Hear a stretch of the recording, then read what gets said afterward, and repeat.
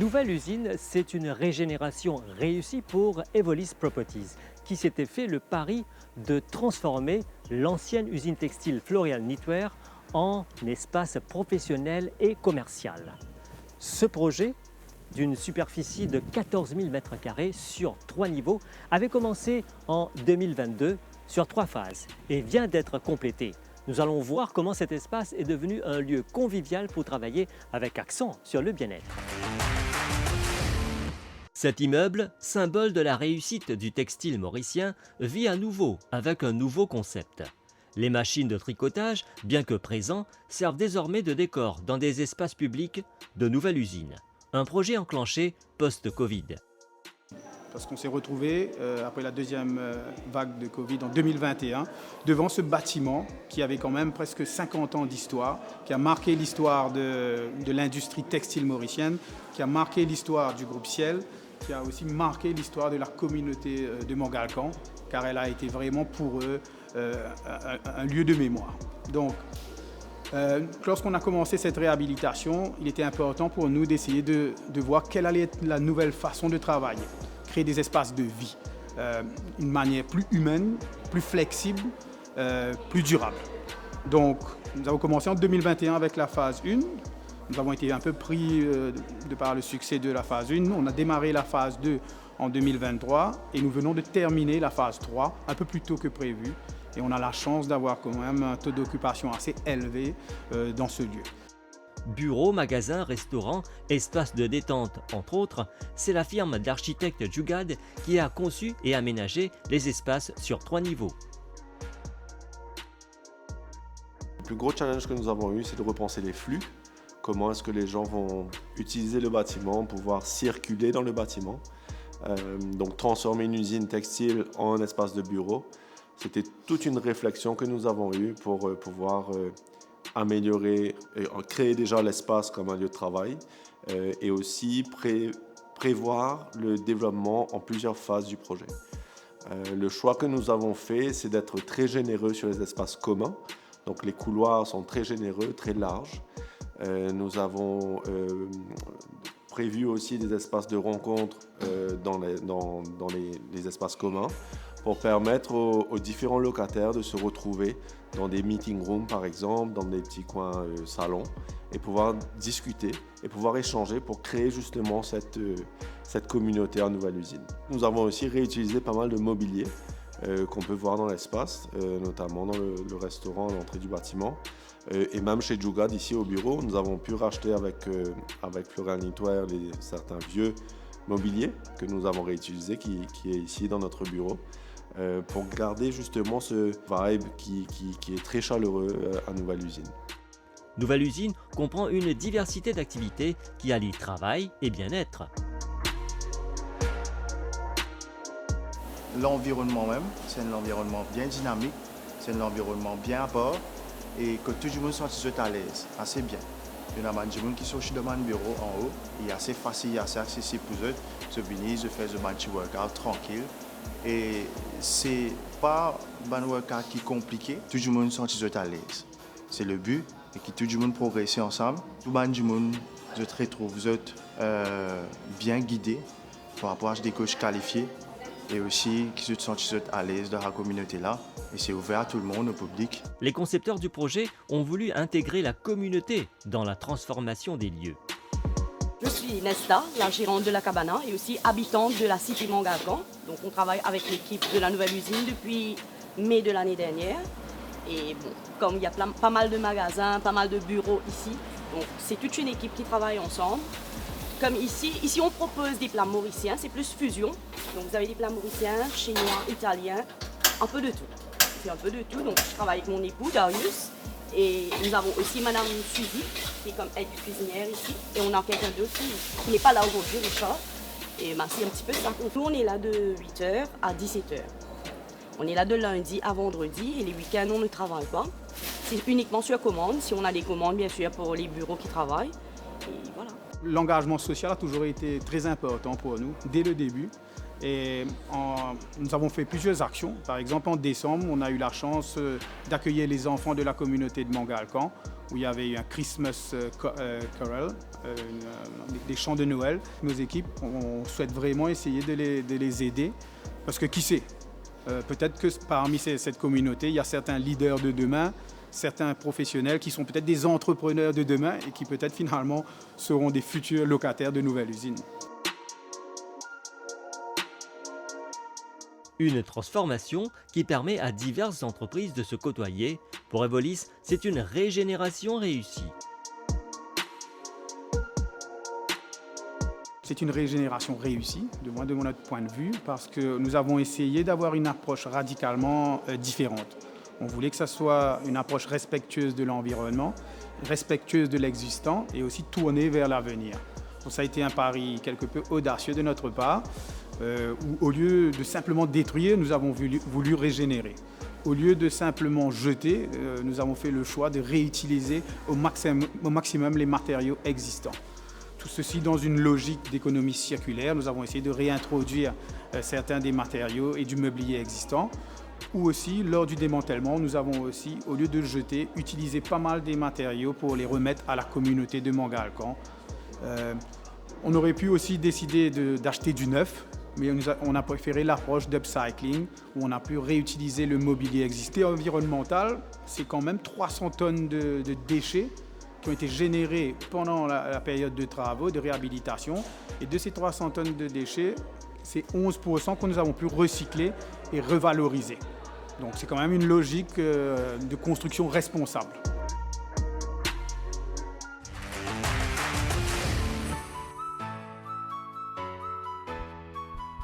Dayforce is an IT company located in the Icon building in Eben. It was to be the former Ceridian, started 25 years ago and has evolved. Ceridian has witnessed the evolution of the ICT sector, which used to be a BPO company, now is doing ICT high-end technology with Dayforce. Celebrating 25 years in Mauritius with all its activities, we're going to see the impact of the transition and how the sector has evolved. With the company, we talked to Vidya Munigan, MD of Dayforce. Mr. Vidya Munigan, so you are the MD of Dayforce, which used to be Ceridian. Please tell us about this transition from Ceridian to Dayforce, and what is Dayforce today? What activities you do? Dayforce is really what we represent as a company. Ceridian, if I give you a little bit of a background, even in Mauritius, we are celebrating our 25th anniversary this year. And we started as a BPO company. Okay, even today, some people refer to us as a BPO company. But in 2013, when we acquired Dayforce became the platform, the cloud platform for us, for our business. And today we are a product company. And now with AI, we are positioning ourselves as the AI company in human capital management.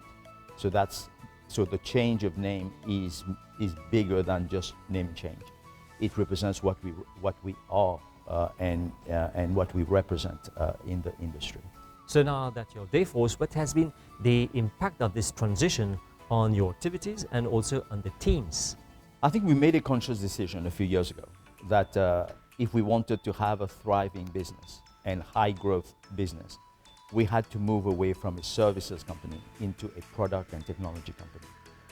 I think this is something that is well appreciated by our employees. We call them day makers in our company.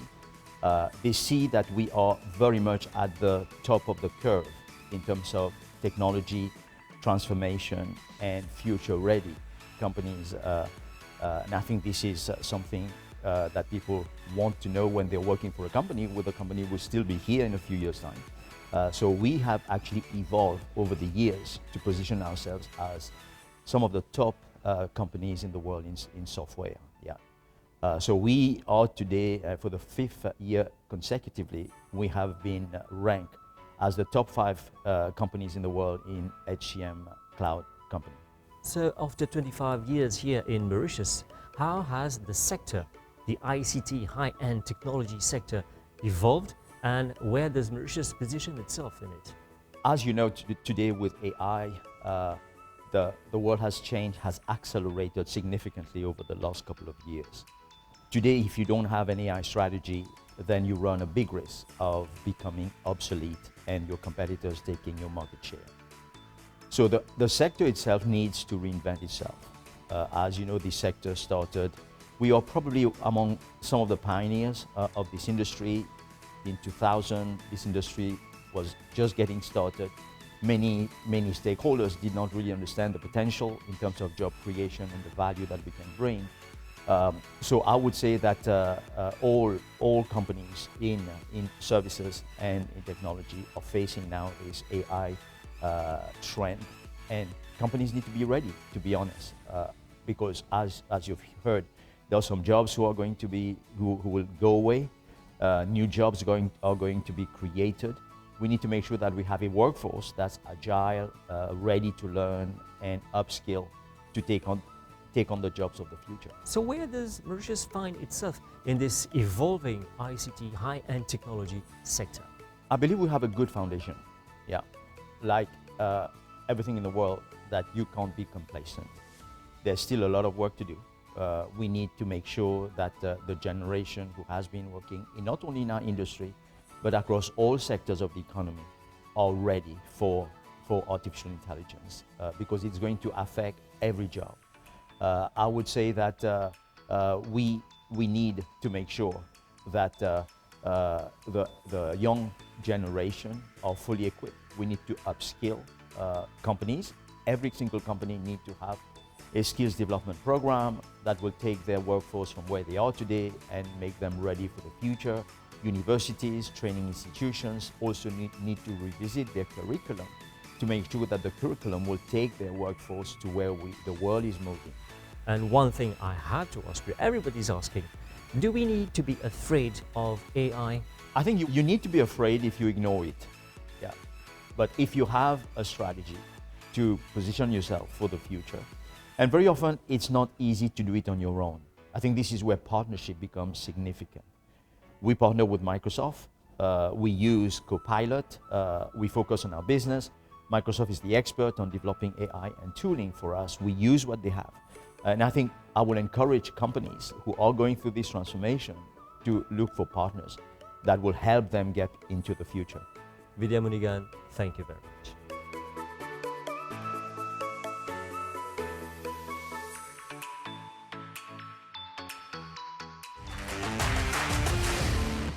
Trade of goods and services require currencies, especially when we're talking about trading in a global environment.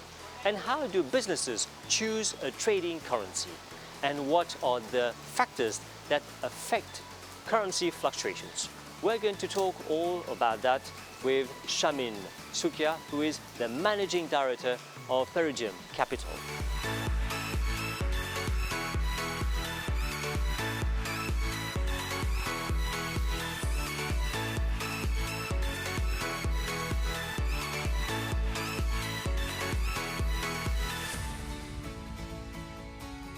Shamin Sukia, you are the Managing Director of Peridium Capital. So today we're talking about currencies, how they work and what they bring to the economy. First of all, we would like to know, what is a trade currency? A trade currency normally is a currency that is widely used in international trade, investments abroad, etc. Normally, you would find currencies like USD. In fact, USD is the main trade currency around the world.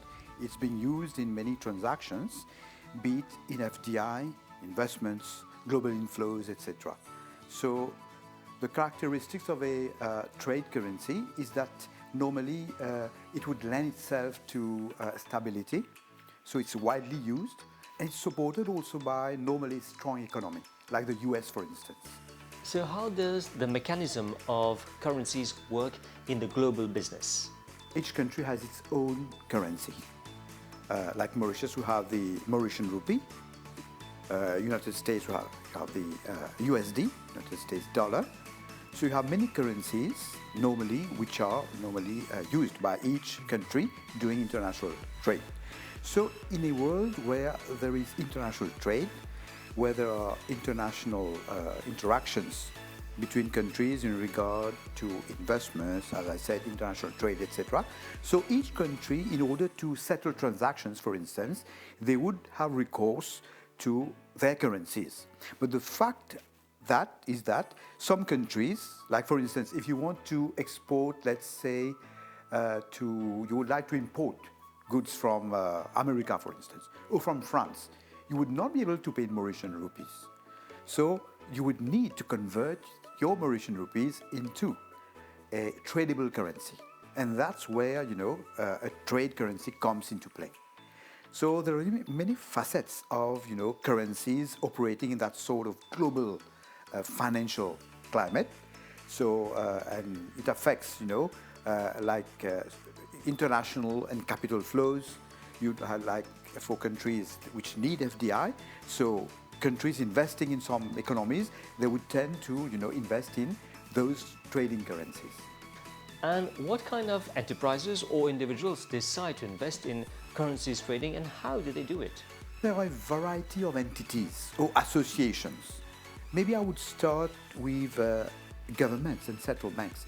Central banks, one of the main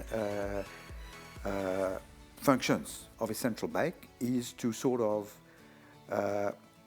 control inflation and maintain a stable exchange rate of the local currency vis-à-vis other currencies. Like, for instance, the Mauritian Central Bank would pump money into the economy, or they would tend to buy or sell on the international forex market in order to stabilize the Mauritian rupee and also to maintain a good reserve balance. You have individuals also who have recourse to international transactions, and they would have recourse normally to international trading platforms where foreign currencies are exchanged.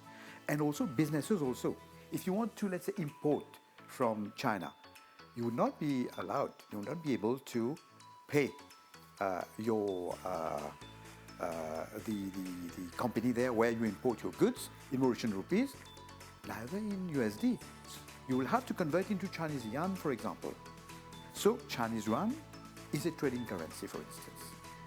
And China, is a big economy with so much manufacturing taking place in the country, etc. So their currency is also quite strong. When you talk about who deal in the currency around the world, so you have in mind banks, international banks, you have forex platforms, forex institutions, and also, central banks, governments, traders, and also individuals. You have a son, let's say you have your son who is studying in Canada, for instance. If you have to pay for his studies, right, or your daughter, you have to pay for her studies, you have to convert. So your Mauritian rupee, you have to go to the Mauritian bank and then, try to convert and buy foreign exchange and then pay for those fees. So that's a bit the interplay, the play that we see in the international space with regards to how currencies play their part in facilitating transactions, trades, and even investments. Now, to do those transactions, what kind of expertise does it require to deal in currency trading? Yeah, in this world of international trades, where you would require forex platforms, international banks being involved, and other institutions, like you have clearing houses, etc., you would need people with the right competences, with the right skills and expertise. Because this is not given to anybody, just to embark, First of all, you would need to have some sort of license. Like in Mauritius, you have two licenses. There is one that is being issued by the Bank of Mauritius, which is the Forex trading license, and also by the FSC with regards to cash transactions, where it's called the Treasury Management License. And what kind of expertise does it require to deal in currencies? The expertise that is being required normally would involve people who have the necessary skills in treasury management, in forex dealing, and a knowledge of the broad economy of the world, and also geopolitics sometimes, because you have to follow the news. Because, as you would know, just recalling, one event a few years ago when the Ukraine war started, there were economic sanctions that were imposed on Russia, and the Russian ruble just dropped by about 50%, if I'm not mistaken. So you see, all these things have to be mastered by those people who want to get into that space. And what are the risks associated with currencies trading?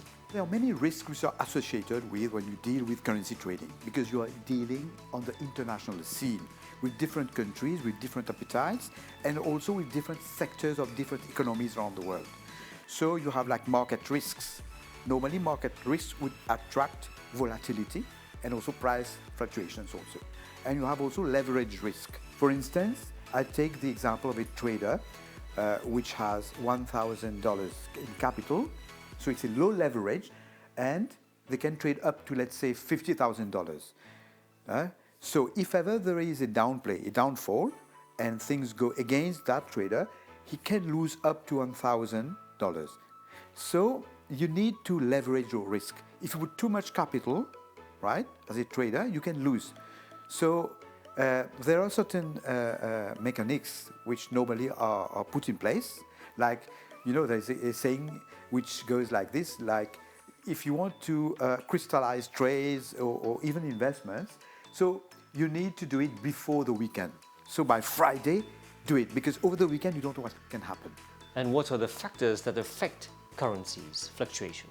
There are quite a number of factors normally which are macroeconomic factors, like, I would say, like interest rates, right? So when interest rates rise, so this will sort of have a positive effect normally on a particular currency.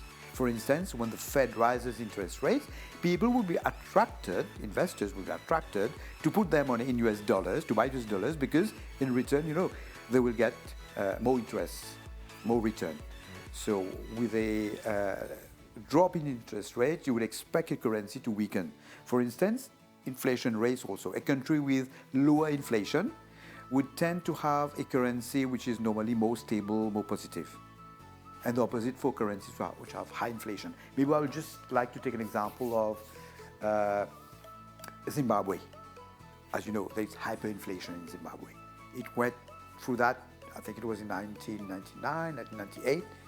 It went wrong, Inflation just got into the economy, it went to hyperinflation, and as you would know, the currency lost all its value, right? So these are the two factors, but there are quite a number of factors, like if a country grows rapidly, on a quite good economic growth path, so it will have a positive impact normally on the currency. And also the balance of trade. When you have more exports, that you export more than you import, so the balance of trade is a surplus, it will tend to have a positive impact on your currency.